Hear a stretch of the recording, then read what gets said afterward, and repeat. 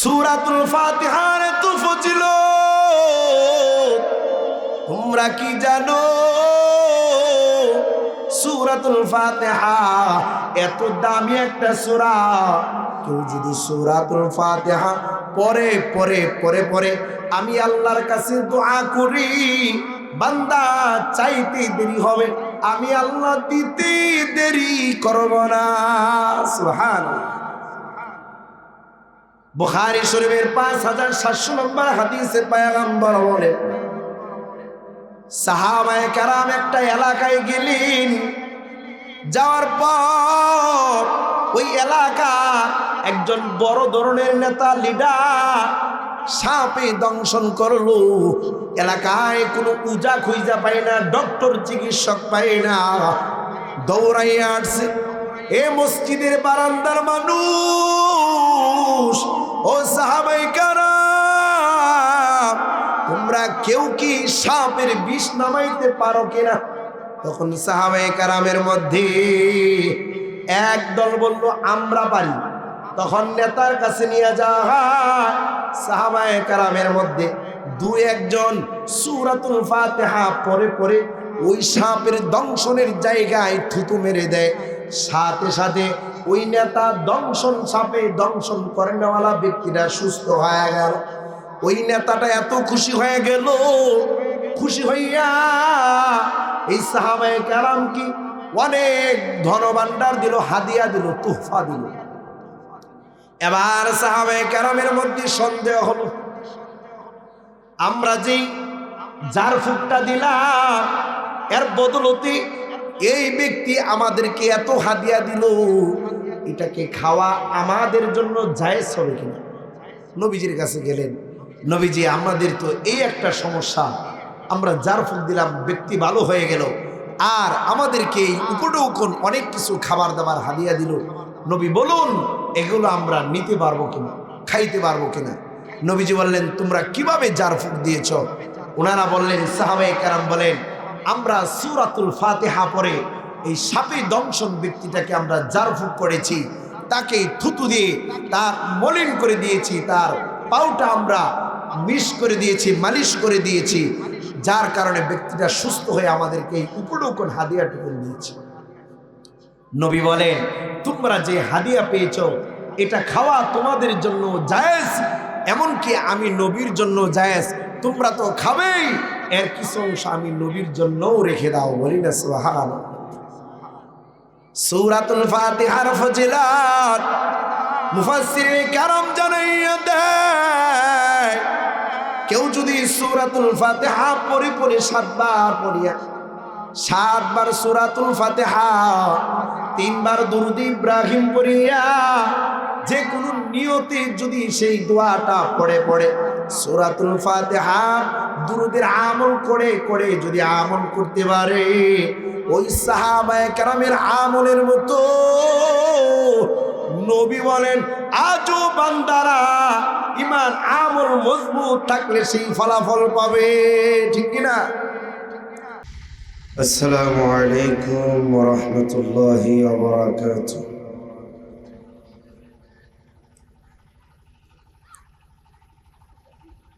আলহামদুলিল্লাহ আলহামদুলিল্লাহিল্লাযী জা'আলাল কমারা ফীহিন্না নূরা ওয়া জা'আলাশ শামসা সিরাজা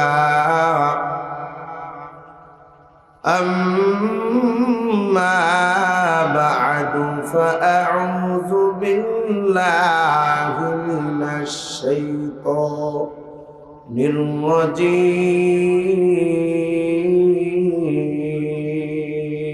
الرجيم.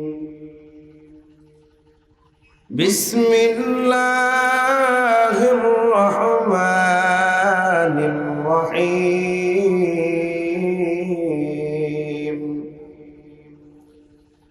غير المغضوب عليهم ولا الضالين.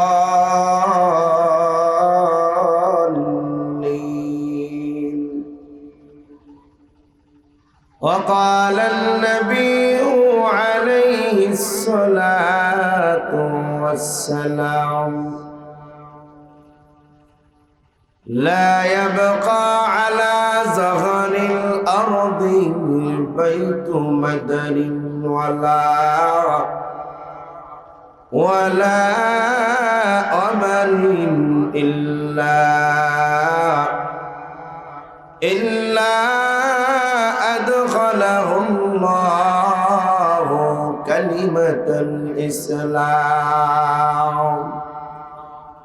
إما بعز عزيز وإما بذل ذليل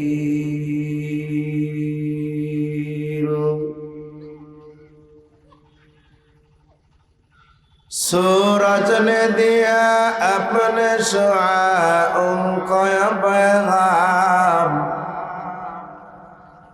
सूरज ने दिया अपने शुआओं को पैगाम दुनिया है अजब चीज कभी सुबह कभी शाम दुनिया है अजब चीज कभी सुबह कभी शाम तलवार बकट होके निकल मैदान असीर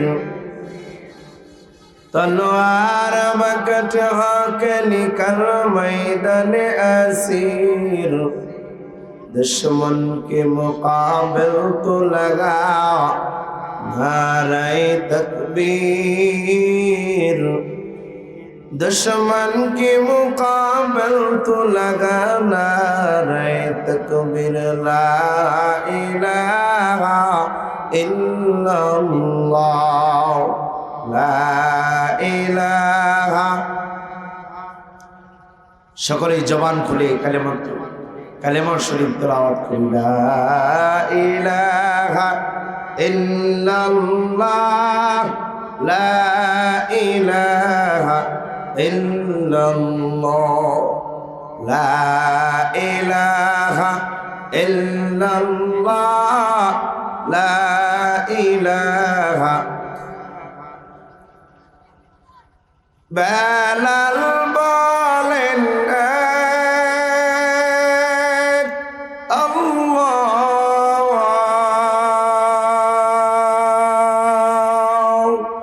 বেলাল বলেন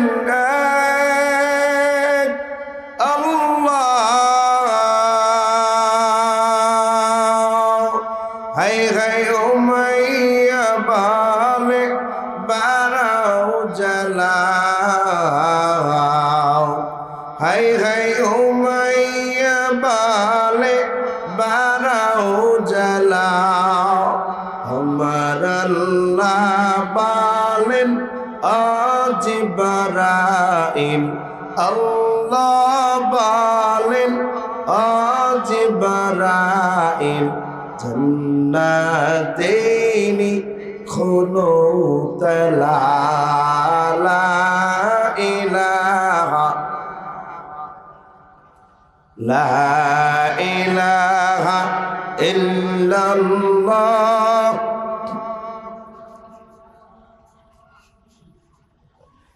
আসিয়া বলেন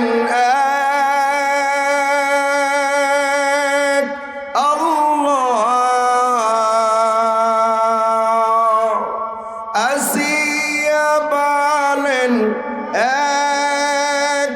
আল্লাহ হাই হাই ফেরাউন বলে বারাও জ্বালাও হাই হাই ফেরাউন বলে বারাও জ্বালাও আমার আল্লাহ বলেন আজ বারাইল আল্লাহ বলেন আজ বারাইল জান্নাতেরি খুলো তালা লা ইলাহা মহাব্বতের সাথে বলি লা ইলাহা ইল্লাল্লাহ।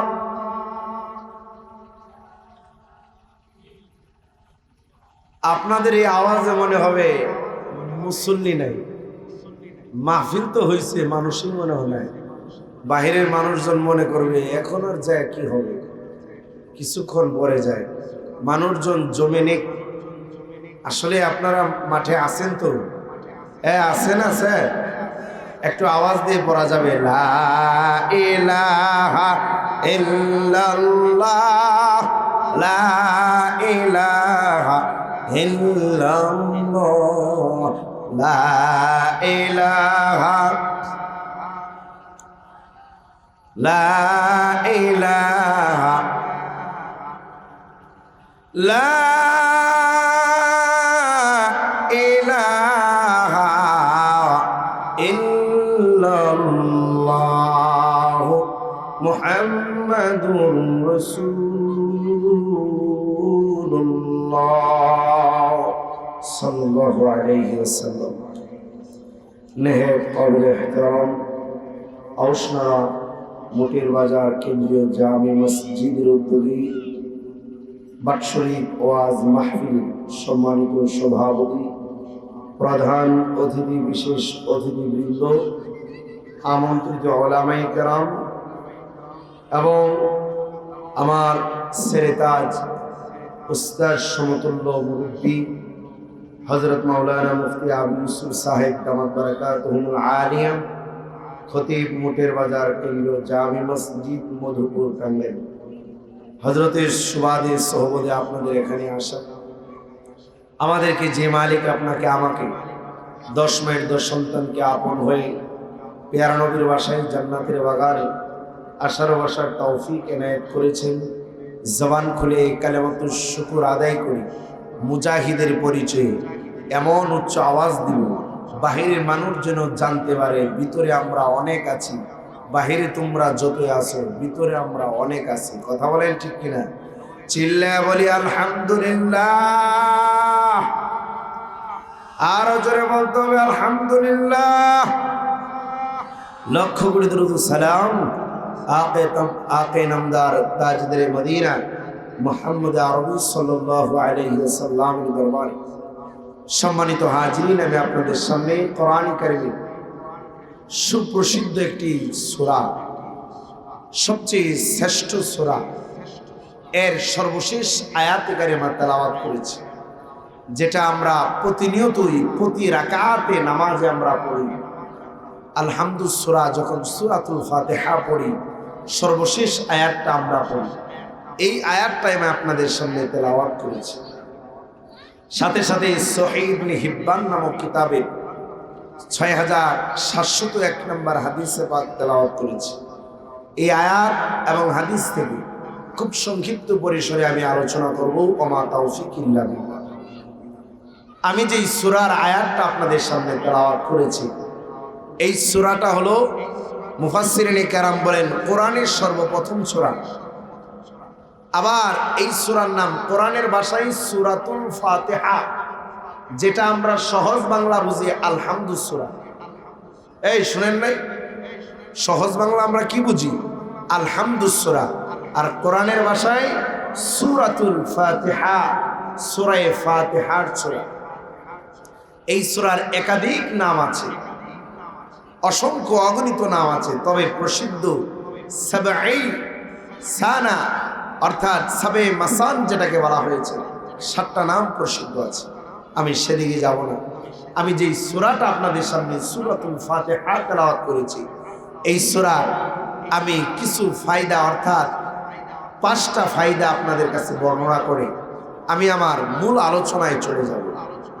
আল্লাহ তাআলা সূরাতুল ফাতিহার ফজিলতের ব্যাপারে কি ঘোষণা করেছেন, মুফাসসিরিনে কেরাম গবেষণা করেছেন। নবীজির হাদিস থেকে জানা যায়, বুখারী শরীফে 4474 নম্বর হাদিস, 4474 নম্বর হাদিসে সাহাবী আবু সাঈদ ইবনুল মুআল্লা বলেন, সূরাতুল ফাতিহা আলহামদু সূরা কত ফজিলতপূর্ণ সূরা তোমরা জানো? সাহাবী আবু সাঈদ ইবনুল মুআল্লা পৃথিবীর মানুষকে জানাইয়া দেয়, পয়গম্বর বলেন সূরাতুল ফাতিহা এমন একটা সূরা তোমরা জানো। আবু সাঈদ ইবনুল মুআল্লা তিনি বলেন, আমি নামাজে বসা, নবী আমার নামাজরত অবস্থায় হাজির হইয়া যায়, আর আমি আবু সাঈদ ইবনুল মুআল্লাকে সালাম দেই। কিন্তু আমি নামাজে বসা, আমি তো চিন্তা করলাম নামাজি হইয়া নবীজির সালামের উত্তর আমি কিভাবে দিব। এই জন্য আবু সাঈদ ইবনুল মুআল্লা তিনি নামাজ পড়তেছিলেন, নামাজটা শেষ করলেন। নবী আমার ডেকে বললেন, আরে আবু সাঈদ ইবনুল মুআল্লা, তুমি কেন আমার আওয়াজের জবাব দিলা না? ফাদাআনি লাম আজিবহু, আমি ডাকলাম আমার ডাকে কেন সাড়া দিলা না? আবু সাঈদ ইবনুল মুআল্লা বলে, ও পয়গম্বর,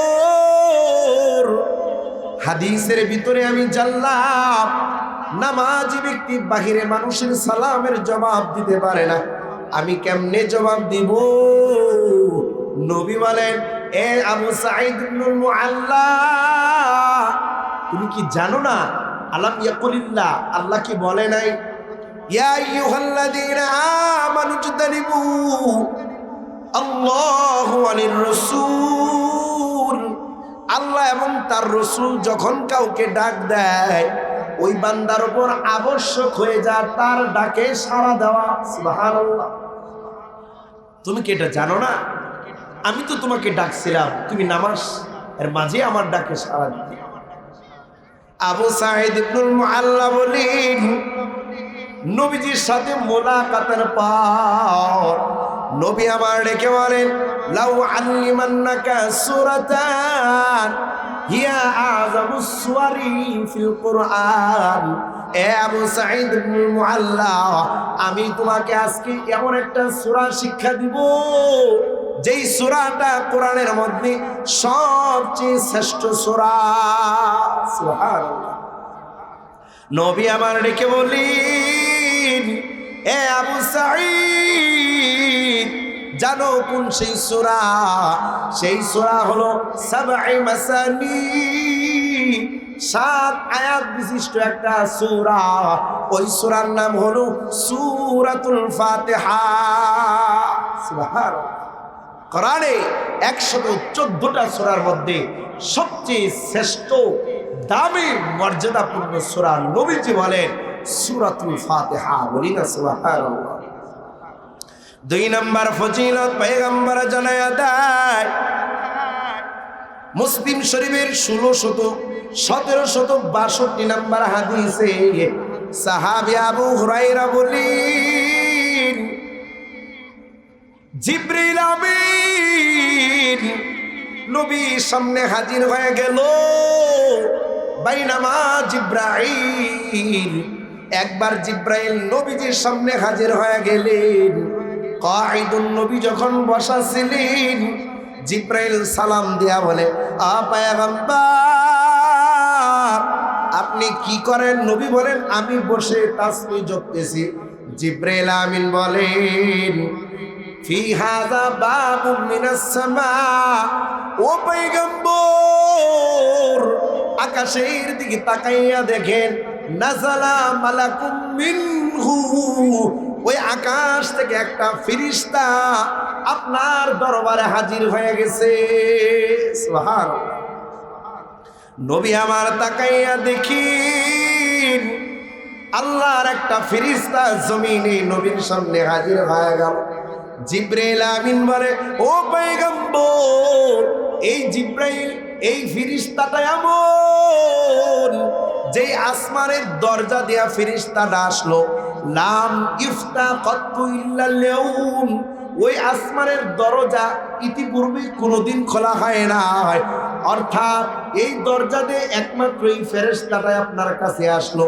পয়গম্বরের আজরাইল জিবরিল ফেরেশতা ডেকে বলেন, পয়গম্বর লাম ইনসাল কত্তু ইল্লা লিয়াউম, এই ফেরেশতা এমন একটা ফেরেশতা, যেই ফেরেশতা আপনার কাছে আসছে এই ফেরেশতা পৃথিবীতে কোনোদিন আসমান থেকে আসে নাই। জিবরিল আমিন বলেন, এই ফেরেশতা যেই দরজা দিয়ে আসলো দরজাটাও প্রথম খোলা হয়েছে। যেই ফেরেশতা আসলো ওই ফেরেশতাটাও দুনিয়াতে প্রথম আগমন। জিবরিল আমিন বলেন, পয়গম্বর এবার দেখেন ফেরেশতা আপনাকে কি বলে। ফেরেশতার জবানে বলে, ইয়া রাসূলুল্লাহ, ও পয়গম্বর আবশির বিনুরাইন। ফেরেশতা বলতেছে, নবী মুহাম্মদ আপনি দুইটা নূর, দুইটা আলোর সুসংবাদ গ্রহণ করুন। বলি না সুবহানাল্লাহ। ফেরেশতা স্বয়ং নবীকে বলে। জিবরিল আমিন বলেন, ফেরেশতা বলতেছে দুইটা নূরের সুসংবাদ নেন। একটা নূরের নাম হলো সূরাতুল ফাতিহা, আরেকটা নূরের নাম হলো সূরাতুল বাকারা। বলি না সুবহানাল্লাহ। 114টা সূরার মধ্যে সূরাতুল ফাতিহাকে আল্লাহ নূর বলেছেন, আল্লাহর আলো বলেছেন, আর সূরাতুল বাকারাকে আল্লাহ তাআলা নূর বলে সম্বোধন করেছেন জিবরিল আমিনের মাধ্যমে, যেটা আমরা মুসলিম শরীফের 1762 নম্বর হাদিস থেকে জানি। আমার ভাইয়েরা, এরপরে তিরমিজি শরীফের 3383 নম্বর হাদিসে পয়গম্বর বলেন, এই সূরাতুল ফাতিহার ফজিলত তোমরা কেমন জানো? এই সূরাতুল ফাতিহা হলো এমন, পয়গম্বর বলেন তিরমিজি শরীফের 3383 নম্বর হাদিসে পয়গম্বর বলেন, সূরাতুল ফাতিহা হলো এমন, সূরাতুল ফাতিহা এটা আল্লাহ তাআলা আমার মাঝে এবং বান্দার মাঝে, আল্লাহ এবং তার বান্দার মধ্যে এই সূরাতুল ফাতিহাটাকে ভাগাভাগি করেন, বন্টন করে দিয়েছেন। বলি না সুবহানাল্লাহ। কেমন বন্টন করে দিলেন?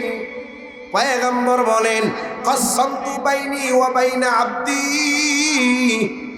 সূরাতুল ফাতিহাকে আমি এবং আমার বান্দার মধ্যে ভাগাভাগি করে দিলাম। কেমন ভাগাভাগি? ওই বান্দা যখন নামাজে দাঁড়াইয়া ইযা ক্বাল আলহামদুলিল্লাহি রাব্বিল আলামিন, বান্দা যখন নামাজে দাঁড়াইয়া আলহামদুলিল্লাহি রাব্বিল আলামিন আওয়াজ দেয়, স্বয়ং আল্লাহ ডেকে বলেন, বান্দা বান্দা আমার উপর হামিদানি আব্দি, বান্দা আমার প্রশংসা করতেছে। মুসল্লি যখন বলে আলহামদুলিল্লাহ, স্বয়ং আল্লাহ তার জবাবে বলে হামিদানি আব্দি। সুবহানাল্লাহ। আল্লাহর সাথে আপনার কথোপকথন হয়ে যায়। আল্লাহ বলেন, বান্দা তুমি বলবা আলহামদুলিল্লাহি রাব্বিল আলামিন, আমি বলি হামিদানি রব্বি। বান্দা যদি বলো পৃথিবীর সমস্ত সৃষ্টিকর্তা রব আল্লাহ, ওই আল্লাহর প্রশংসা করে। আল্লাহ বলেন, এই বান্দা তুমি আমি আল্লাহর প্রশংসা করতেছো।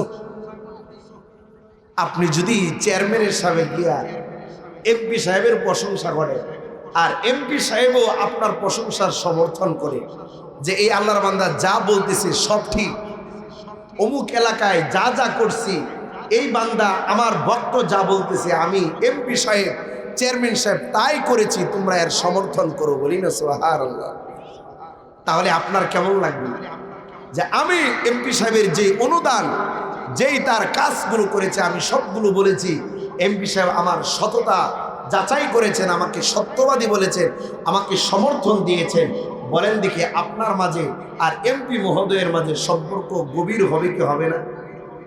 আওয়াজ দিয়ে বলেন, হবে কি হবে না? আল্লাহ ডেকে বলেন, বান্দা নামাজে দাঁড়াও, আর দাঁড়াইয়া যদি বলো আলহামদুলিল্লাহি রাব্বিল আলামিন, ও আল্লাহ সমস্ত জগতের রব তোমার প্রশংসা করতেছি। আল্লাহ জবাবে বলেন, তুমি তো প্রশংসা করতেছো, আমি মেনে নিলাম, হামিদানি আব্দি, হে বান্দা তুমি যা বলেছো সত্য বলেছো, আমি আল্লাহ স্বীকার করে নিলাম, বান্দা তুমি আমার প্রশংসা করেছো। সুবহানাল্লাহ। প্রশংসা চলবে কার? আওয়াজ দিয়ে বলেন কার? সুবহানাল্লাহ আলহামদুলিল্লাহ লা ইলাহা ইল্লাল্লাহ।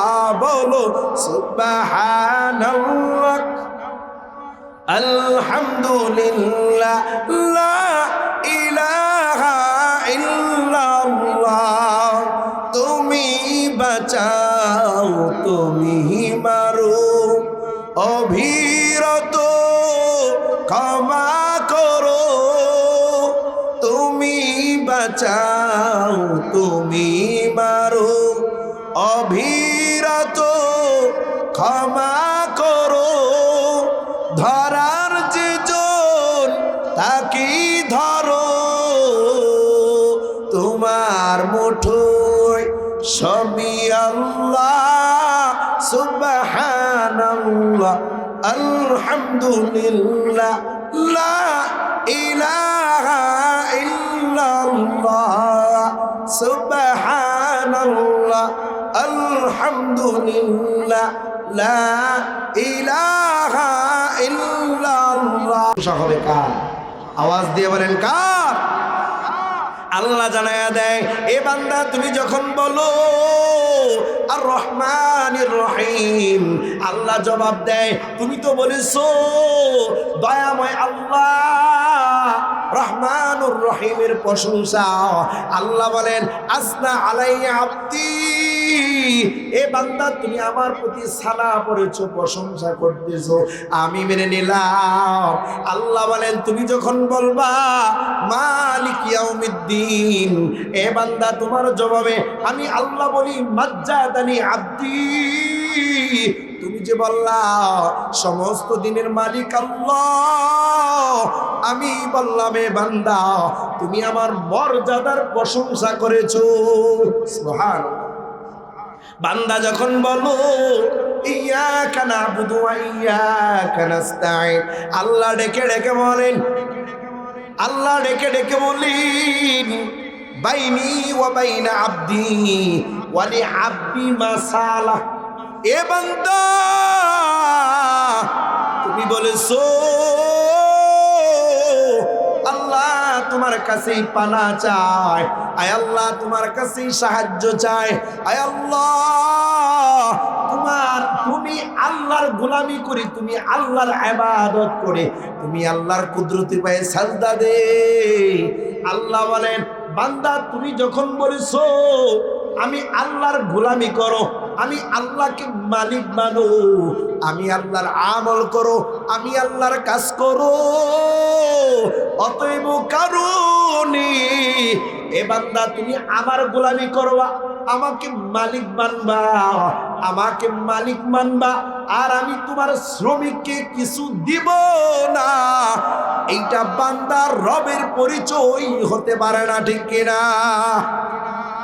আল্লাহর গোলামি করব, সারাদিন মালিকের কৃষি খেতে কাজ করব, আর মালিক আপনাকে সন্ধ্যার সময় পারিশ্রমিক দিবে না, এটা মালিক আর শ্রমিকের কাজ হতে পারে না। ঠিক তেমনি ভাবে আল্লাহ বলেন তুমি আমাকে বলো আমার গোলামি করো, আমার ইবাদত করো, আমার কাছে সাহায্য চাও, তুমি চাইবা আর আমি আল্লাহ দিব না, এটা আল্লাহর বান্দার সম্পর্ক হতে পারে না। কথা বলেন ঠিক কিনা? আল্লাহ বলেন ওয়ালি আব্দি মা সালা, এ বান্দা এখন তুমি যা চাইবা তাই তুমি পেয়ে যাইবা। ভাইরা আমার, এরপরে কি শব্দ? আল্লাহ বলেন গায়রিল মাগদুবি আলাইহিম ইহদিনাস সিরাতাল মুস্তাকিম সিরাতাল লাযিনা আন'আমতা আলাইহিম গায়রিল মাগদুবি আলাইহিম ওয়ালাদ-দাল্লিন। আমিন বলেন না? আরো জোরে বলেন না? আমিন। আমার ভাইয়েরা, এখান থেকে আমার মূল আলোচনা শুরু হবে। তবে যে আয়াতটা আমি আপনাদের সামনে তেলাওয়াত করেছি, যে আয়াতটা তেলাওয়াত করেছি গায়রিল মাগদুবি আলাইহিম ওয়ালাদ-দাল্লিন, এর কাছে আমি একটু পরে যাব। তবে আমি ফজিলতটা বয়ান করে যেটা বোঝাতে চাইলাম, আল্লাহ তাআলা বলে বান্দা এবং আমি আল্লাহর মধ্যে আমি বাগাবাগি করে দেই। বান্দা যেটা বলে এর জবাবে আমি সমর্থন করি। কসমতু বাইনি ও বাইনা আব্দি, বান্দা যখন আমার প্রশংসা করে আমি বান্দার সমর্থন করি, বান্দাকে সাহস যোগায়। বান্দা যখন আমার কাছে চায় আমি বান্দাকে দিয়ে দিই। বলি না সুবহানাল্লাহ। বুখারী শরীফের 764 নম্বর হাদিসে পয়গম্বর জানাইয়া দেয় সূরাতুল ফাতিহার এত ফজিলত তোমরা কি জানো? সূরাতুল ফাতিহা এত দামি একটা সূরা, কেউ যদি সূরাতুল ফাতিহা পরে পরে পরে পরে আমি আল্লাহর কাছে দোয়া করি, বান্দা চাইতে দেরি হবে, আমি আল্লাহ দিতে দেরি করব না। সুবহানাল্লাহ। বুখারী শরীফের 5700 নম্বর হাদিসে পয়গম্বর বলেন সাহাবায়ে কেরাম একটা এলাকায় গেলেন, যাওয়ার পর ওই এলাকা একজন বড় ধরনের নেতা লিডার সাপে দংশন করলো। এলাকায় কোনো উজা খুঁজা পায় না, ডক্টর চিকিৎসক পায় না, দৌড়াইয়া আসছে এ মসজিদের বারান্দার মানুষ, ও সাহাবায়ে কেরাম তোমরা কেউ কি সাপের বিষ নামাইতে পারো কিনা? তখন সাহাবায়ে কেরামের মধ্যে একদল বলল আমরা পারি। তখন নেতার কাছে নিয়ে যাওয়া হয়। সাহাবায়ে কেরামের মধ্যে দুই একজন সূরাতুল ফাতিহা পরে পরে ওই সাপের দংশনের জায়গায় থুতু মেরে দেয়। সাথে সাথে ওই নেতা সাপে দংশন করে নেওয়ালা ব্যক্তিটা সুস্থ হয়ে গেল। ওই নেতাটা এত খুশি হয়ে গেল, খুশি হইয়া এই সাহাবায়ে কেরাম কি অনেক ধনভাণ্ডার দিল, হাদিয়া দিল, তোহফা দিল। এবার সাহাবায়ে কেরামের মধ্যে সন্দেহ হলো, আমরা যেই যার ফুকটা দিলাম এর বদলতে এই ব্যক্তি আমাদেরকে এত হাদিয়া দিল, এটাকে খাওয়া আমাদের জন্য জায়েজ হবে কিনা? নবীজির কাছে গেলেন, নবীজি আমাদের তো এই একটা সমস্যা, আমরা যার ফুক দিলাম ব্যক্তি ভালো হয়ে গেল, আর আমাদেরকে এই উপঢৌকন অনেক কিছু খাবার দাবার হাদিয়া দিল, নবী বলুন এগুলো আমরা নিতে পারবো কিনা, খাইতে পারবো কিনা? নবীজি বললেন তোমরা কিভাবে যার ফুক দিয়েছ? ওনারা বললেন, সাহাবায়ে কেরাম বলেন আমরা সূরাতুল ফাতিহা পড়ে এই সাপে দংশন ব্যক্তিটাকে আমরা যার ফুক করেছি, তাকে থুতু দিয়ে তার মলিন করে দিয়েছি, তার পাউটা আমরা মিশ করে দিয়েছি, মালিশ করে দিয়েছি, যার কারণে ব্যক্তিটা সুস্থ হয়ে আমাদেরকে এই উপঢৌকন হাদিয়াটুকু দিয়েছে। নবী বলেন তোমরা যে হাদিয়া পেয়েছ এটা খাওয়া তোমাদের জন্য জায়েজ, এমনকি আমি নবীর জন্য জায়েজ, তোমরা তো খাবেই, এর কিছু অংশ আমি নবীর জন্যও রেখে দাও। বলি না সুবহানাল্লাহ। সূরাতুল ফাতিহার ফজিলত মুফাসসিরিনে কেরাম জানাইয়া দেয়, কেউ যদি সূরাতুল ফাতিহা পড়ে পড়ে 7 বার পড়িয়া, 7 বার সূরাতুল ফাতিহা, 3 বার দুরূদ ইব্রাহিম পড়িয়া, যে কোনো নিয়তে যদি সেই দোয়াটা পড়ে পড়ে সূরাতুল ফাতিহা দুরূদের আমল করে করে যদি আমল করতে পারে, ওই সাহাবায়ে কেরামের আমলের মতো নবী বলেন আজও বান্দারা ইমান আমল মজবুত থাকলে সেই ফলাফল পাবে। ঠিক কিনা?